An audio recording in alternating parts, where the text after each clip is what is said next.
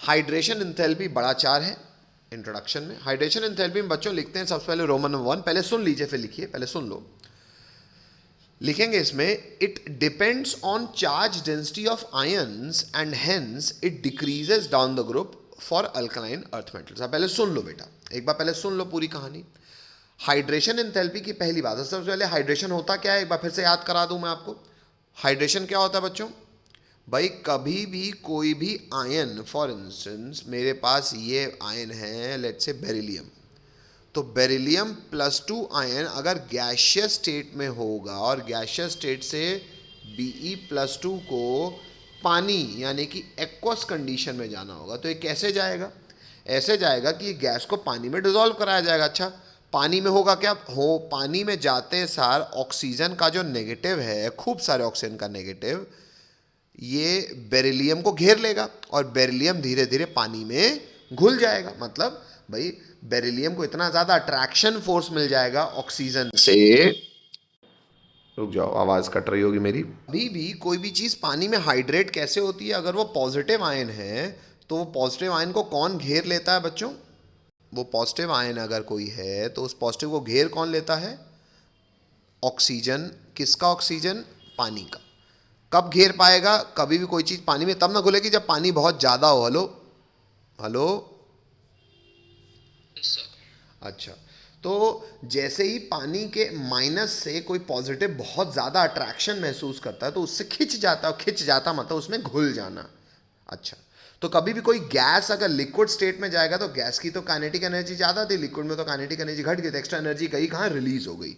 इसलिए कभी भी कोई चीज़ गैशियस स्टेट से अगर एक्वा स्टेट में आता है तो उसकी हमेशा एनर्जी रिलीज होती है, इसलिए इस प्रक्रिया की एंथैल्पी हमेशा नेगेटिव होती है, इसलिए delta H hydration is always negative. अच्छा, कभी भी कोई भी पानी में कितना मजे से घुलेगा ये कैसा पता चलेगा? सर ज़्यादा से ज़्यादा एनर्जी अगर फेंकी जाएगी, मतलब मैग्नीट्यूड ज़्यादा से ज़्यादा नेगेटिव होगा। भाई अगर मान लो 400 रुपये की एनर्जी फेंकी जा रही है तो डेल्टा एच होगा -400।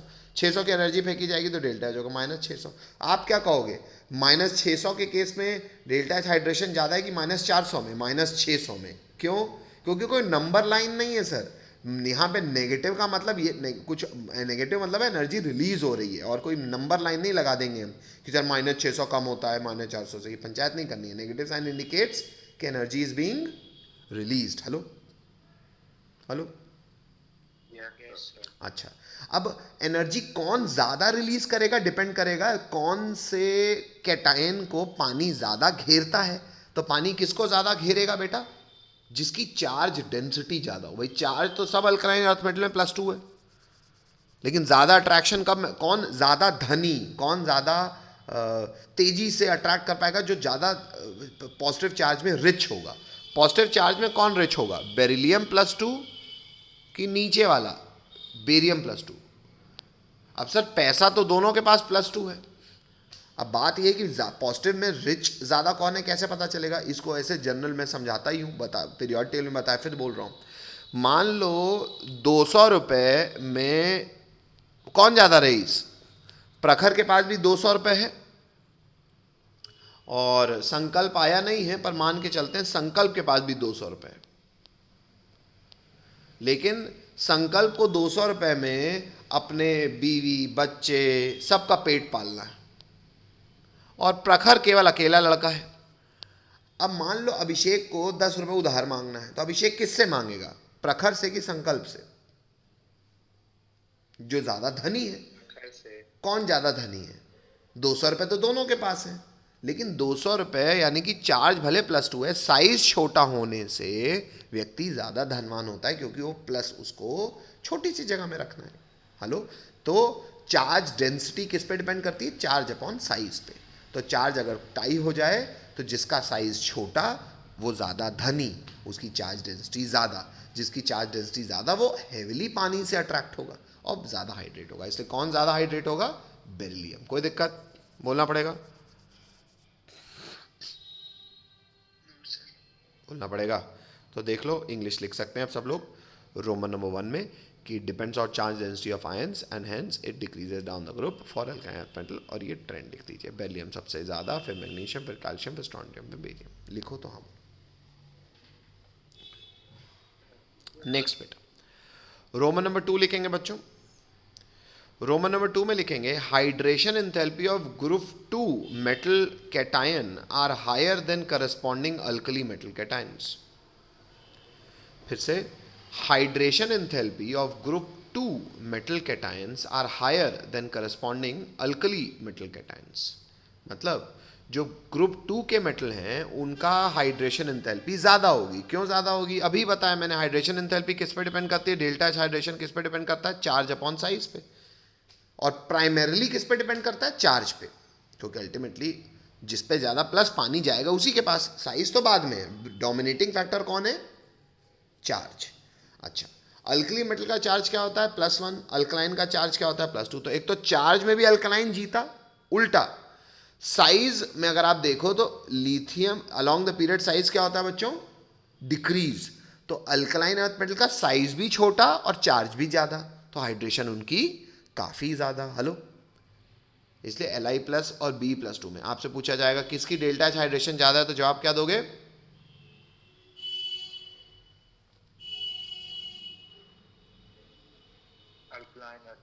हाँ, तो एग्जाम्पल लिख फिर लेना।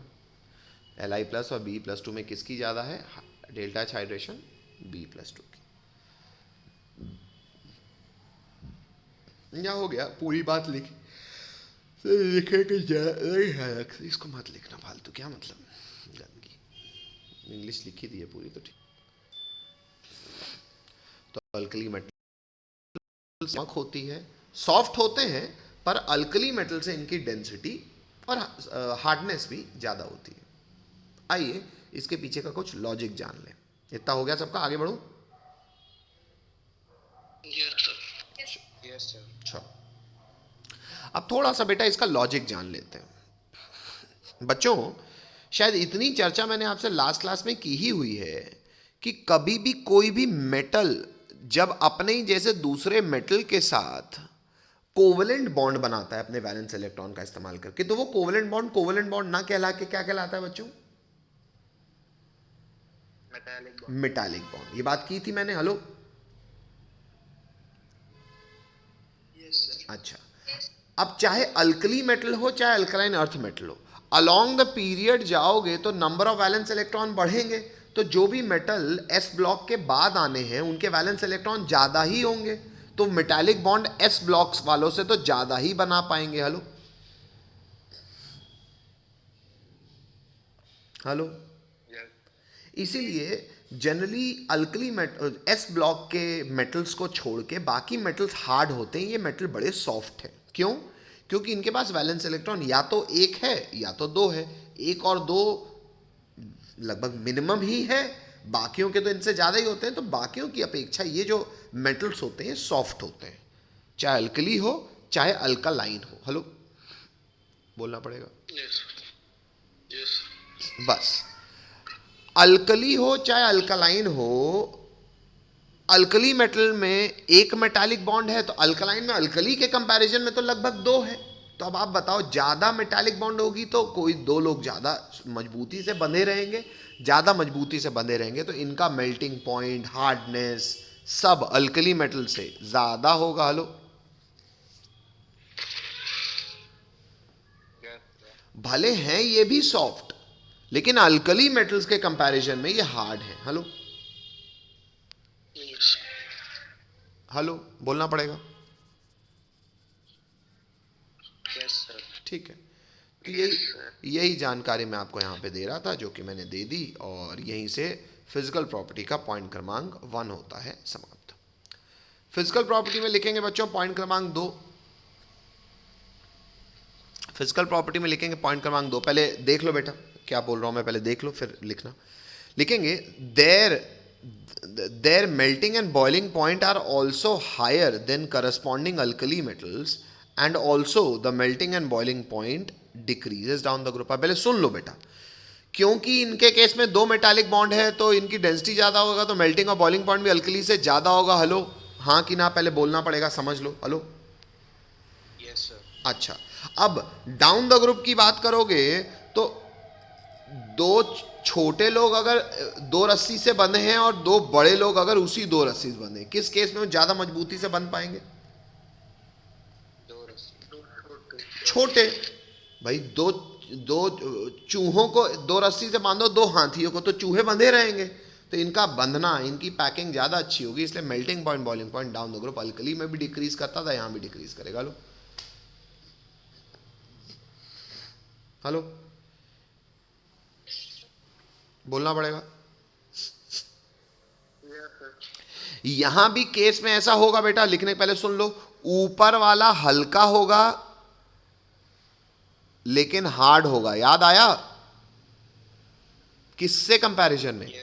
नीचे वाला हैवी होगा बट सॉफ्ट होगा, याद आया? बोलना पड़ेगा बच्चों। हाँ, तो ऊपर वाला हल्का है पर हार्ड है, नीचे वाला भारी है पर सॉफ्ट है। हेलो,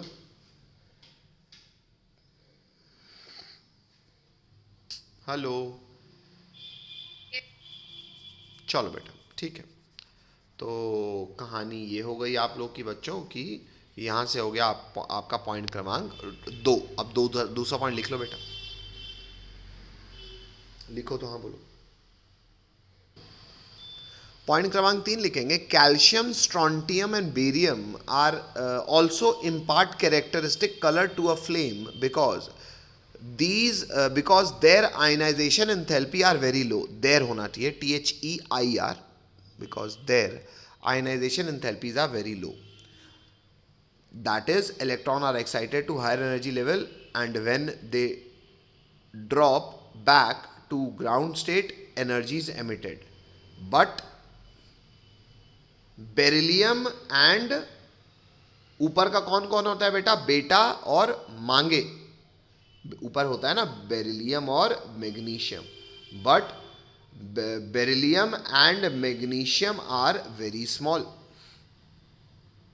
अच्छा, एक काम करो, पहले मेरी बात सुन लो पूरी। इस बच्चे ने थोड़ा सा मैं पूरी बात एक बार बोल देता हूँ, आप लोग मेरे साथ साथ लिखते चलो। सब पहले यहाँ तक देख लो। अच्छा, पहले पहले इंग्लिश लिखेंगे फिर ही वो करेंगे, है ना, समझेंगे। पहले जितना मैं हाईलाइट कर रहा हूँ वो लिखो। पॉइंट क्रमांक 3 में लिखेंगे, calcium, strontium, barium also impart characteristic colour to a flame because their ionisation enthalpy are very low. Their है ये THEIR, because their ionisation enthalpy are very low. यहाँ तक लिखो, लिखो तो हाँ बोलो। समझ में आया? हेलो, यहाँ तक तो समझ में आ रहा है ना?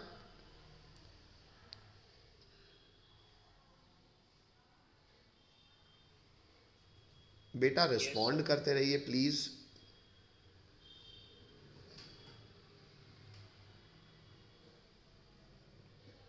यहाँ तक समझ में आ रहा है? लिखने में समझ में आ रहा है, अभी हिंदी नहीं बताई मैंने। Yes sir. ठीक है, लिखो तो हाँ बोलो।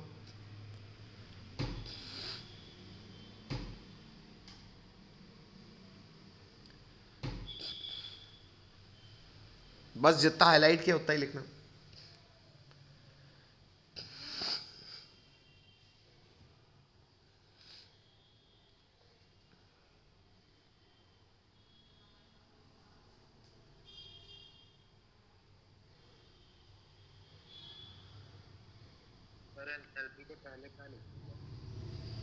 फिर से पढ़ दे रहा हूँ। Calcium, strontium and barium also impart characteristic color to a flame because their ionization enthalpy are very low।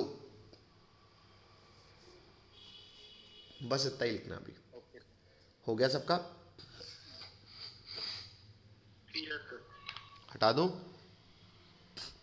बस बेटा, अब नेक्स्ट लाइन से पहले ये लिखो बेटा, एग्जाम्पल। कैल्शियम क्या कलर देता है? Brick red. स्ट्रॉन्टियम देता है क्रिम्सन और बेरियम देता है एप्पल ग्रीन। पहले ये लिखो। नेक्स्ट लाइन से ऐसे साफ सुथरा, इस बच्चे जैसा नहीं, साफ सुथरा और साफ सुथरा इनफैक्ट। इतना लिखो तो हाँ बोलो।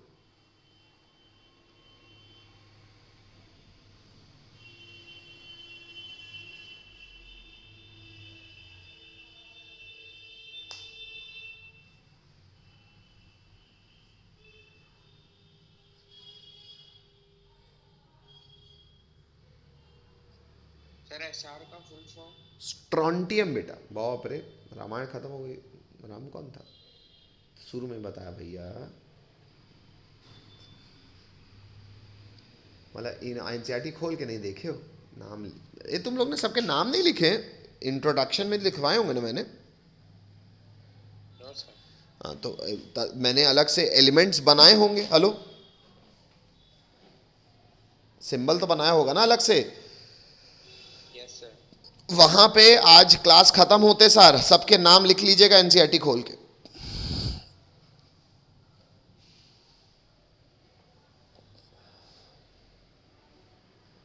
चलो आगे बढ़े।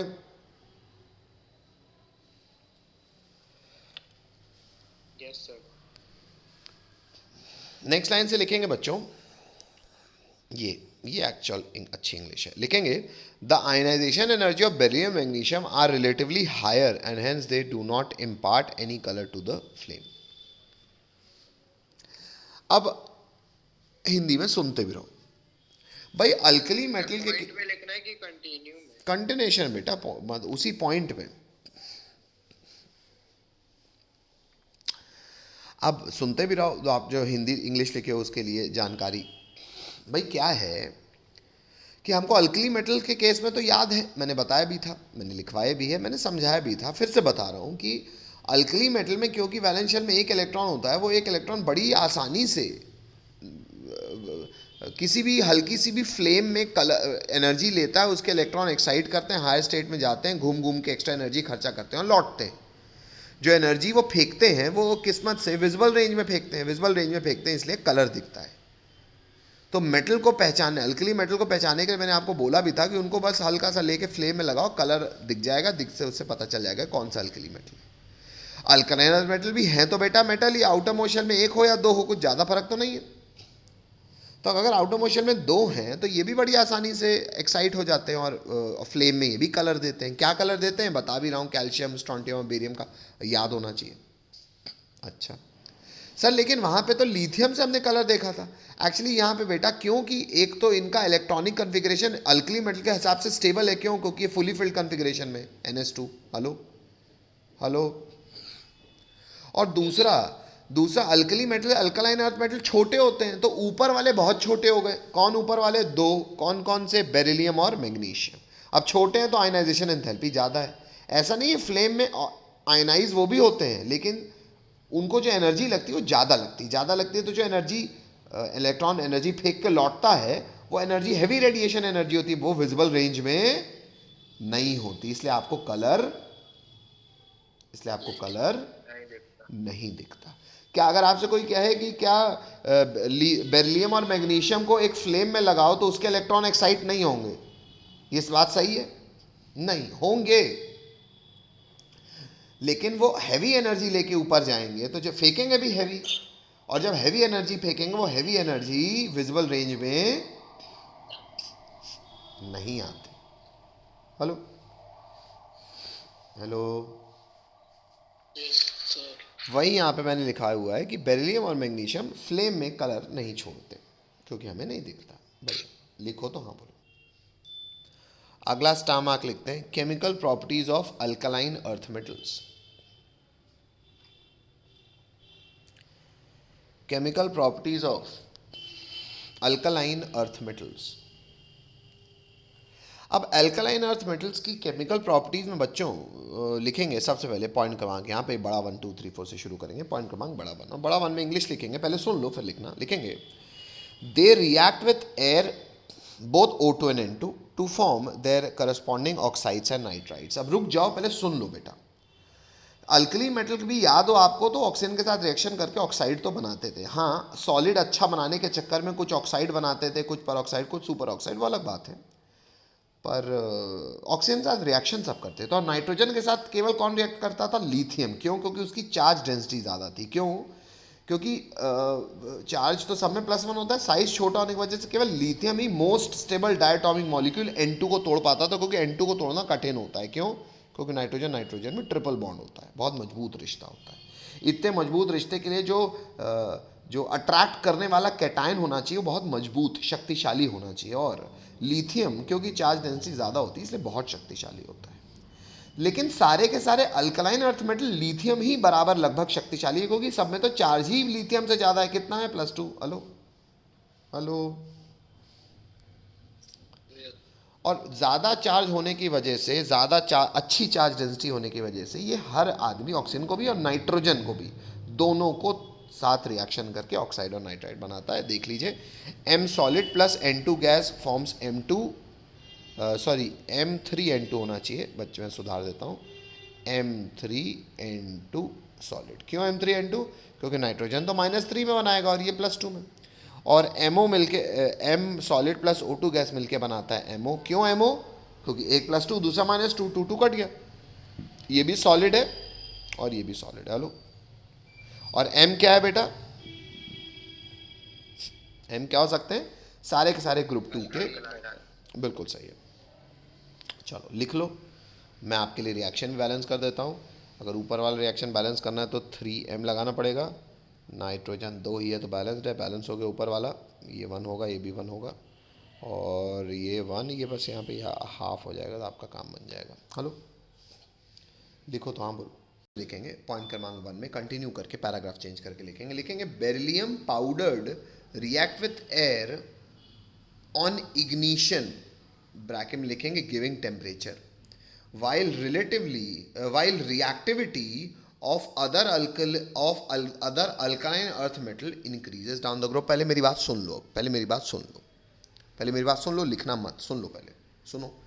यहाँ ये लिखा है कि जो बेरिलियम है बेटा, क्योंकि बहुत छोटा है तो हवा के साथ इसका रिएक्शन करने के पहले आपके इसके सॉलिड को पाउडर्ड सॉलिड करना पड़ेगा। क्यों पाउडर्ड सॉलिड करना पड़ेगा? क्योंकि सरफेस एरिया बढ़ जाए तो रिएक्टिविटी बढ़ सके, क्योंकि बेरिलियम बहुत छोटा होता है। बेरिलियम का आयनाइजेशन ज़्यादा है, वो इतना भी रिएक्टिव नहीं है। रिएक्शन कब होगा? जब साइज बढ़ेगा, क्योंकि न्यूक्लियस से वैलेंस इलेक्ट्रॉन की दूरी बढ़ेगी। वही कह रहा है कि वाइल रिएक्टिविटी ऑफ बाकी डाउन द ग्रुप जो है, नीचे जाने पे रिएक्टिविटी और आसानी से रिएक्शन हो जाएगा। वही बेरिलियम को आपको पाउडर्ड करके ही रिएक्शन कराना पड़ेगा। सॉलिड मोटा मोटा गठरा बेरिलियम ऑक्सीजन के साथ रिएक्शन नहीं करता, और ये रिएक्शन कराने के लिए भी तुमको थोड़ा सा हीट करना पड़ेगा। ऑन इग्निशन का मतलब है थोड़ा सा हीट करना पड़ेगा। अगेन ये सब क्यों आवश्यकता है? क्योंकि बेरिलियम का आयनाइजेशन एंथैल्पी बहुत छोटा साइज होने की वजह से ज़्यादा है, तो रिएक्टिविटी कम है। हेलो बोलना पड़ेगा। Yes sir. और शायद यही अनॉमलस बिहेवियर भी हो जाएगा बेरिलियम का। भाई बाकी के सब तो आराम से ऑक्सीजन का रिएक्शन कर रहे हैं, बेरिलियम नखरे दिखा रहा है। तो यही रीज़न है बेरिलियम का कि बाकी सब आराम से रिएक्ट करेंगे, इसका रिएक्शन थोड़ा टेम्परेचर दे के होगा। भैया लिख लीजिए तो, हाँ बोलिए। पॉइंट क्रमांक 1 पूरा एक बार फिर से पढ़ दे रहा हूँ। लिखा है the oxide of beryllium and magnesium is very stable which protect it from action of air and water, full stop. Heavier metal ions can form peroxide while अच्छा हैवियर की बात आ गई ना, लिथियम बेटा मांगे कार स्कूटर। वाइल के बाद मैं बता रहा हूँ बेटा, वाइल के बाद छोड़ दीजिएगा, वो मैं एनसीईआरटी से बताऊंगा। पहले इतना लिखो तो हाँ बोलो। और मैं कहानी सुनाता चलता हूँ आपको, इंग्लिश जो लिख रहे हैं अपन, कि जो छोटे छोटे अल्कालाइन मेटल है जैसे बेरिलियम और मैग्नीशियम, ये ऑक्साइड ही बनाते हैं। अच्छा, इनकी ऑक्साइड की एक प्रॉपर्टी ये है कि इनकी ऑक्साइड इनमें एक नेचुरल पेंट की तरह बिहेव करती है, जो कि इनको फर्दर हवा और पानी से रिएक्शन नहीं कराती। भाई लोहे के ऊपर पेंट क्यों पोता जाता है? कि हवा पानी से वो जंग ना खाए, ऑक्सीडाइज ना करे। एक्चुअली कुछ मेटल्स होते हैं जिनके ऊपर ऑक्सीजन की परत एक नेचुरल पेंट की तरह बिहेव करती है, जैसे कि बेरिलियम और मैग्नीशियम। मान लो बेरिलियम मैग्नीशियम था, ये शुरू में ऑक्सीडाइज होके इनके ऊपर एक लेयर चढ़ गई ऑक्साइड की, और अब ये ऑक्साइड की लेयर इनके लिए एक नेचुरल पेंट की तरह है, जो कि इनको फर्दर करोड होने से, ऑक्सीजन और हवा से, एयर से रिएक्ट करने से बचाएगी। अब याद कीजिए, अच्छे सॉलिड बनते थे जब कंपेरेबल कैटायन एनायन हो। ऑक्साइड छोटा होता है तो छोटे के साथ बना लिया, जो बाकी के नीचे आएंगे वो क्या बनाएंगे? परऑक्साइड। सर वहाँ तो सुपर ऑक्साइड बनता था, तो यहाँ परऑक्साइड वाली बात तो अपन ने लिख ली है कि हैवियर मेटल कैन फॉर्म परऑक्साइड्स। अब वाइल के लिए मेरे को एनसीईआरटी में जाना पड़ेगा, क्योंकि यहाँ थोड़ा सा मुझे क्लियर नहीं दिख रहा। वाइल यहाँ तक हो गया, आगे बढ़ूँ। पॉइंट क्रमांक 3 लिखेंगे, देखेंगे they react with water to form basic soluble metal hydroxide. अब अल्कालाइन मेटल पानी के साथ बनाएगा MOH होल टॉइस और metal plus water forms hydroxide plus hydrogen gas. Metal भी यही करेगा, और अगर उसका ऑक्साइड आ गया, मान लो MO आ गया, अल्कालाइन अर्थ मेटल का ऑक्साइड MO ही होगा, इसको भी पानी में डालोगे तो ये सिर्फ हाइड्रोक्साइड बनाएगा, हाइड्रोजन गैस रिलीज नहीं करेगा। और ये जो हाइड्रोक्साइड, इनका नेचर अल्कालाइन या बेसिक है। इंग्लिश बाद में लिखेंगे। Calcium strontium barium can even react vigorously with cold water. कहने का अर्थ यह है कि डाउन द ग्रुप रिएक्टिविटी बढ़ती है तो नीचे वाले पानी तो छोड़ो, ठंडे पानी तक से रिएक्ट कर लेंगे। हेलो, बोलना पड़ेगा। Yes, sir. छापो तो हाँ बोलो। तो solubility, basic nature, thermal stability of hydroxide of alkaline earth metal increases down the group. और down the group thermal stability इतनी ज़्यादा बढ़ेगी कि ऊपर वाला बेरिलियम तो अनस्टेबल है। क्यों? क्योंकि छोटा कैटायन छोटा एनायन के साथ अच्छा लैटिस बना के बेरिलियम ऑक्सीजन के फॉर्म में, ऑक्साइड के फॉर्म में स्टेबल रहेगा। बड़ा कैटायन ऑक्साइड के फॉर्म में खुश नहीं रहता, इसलिए बड़े कैटायन का हाइड्रोक्साइड स्टेबल है। ठीक है, हटा दूं, खत्म करूं? बोलना पड़ेगा बच्चों। हो गया? Yes, sir. चलो, केमिकल प्रॉपर्टीज़ में 2 पॉइंट और बचे हैं बच्चों। फिर अगले स्टामार्क में आ जाएंगे अपन। नहीं, फिर अगले ABCD करके लिखें केमिकल प्रॉपर्टी, नहीं या फिर स्टामार्क के अच्छा अलग कर देंगे, क्या दिक्कत है। हाँ, केमिकल प्रॉपर्टीज़ में फिर इन दैट केस टाइम कितना हो गया बेटा? टाइम हो गया है क्या आपका? Sir, 4:30 है. Yes, sir.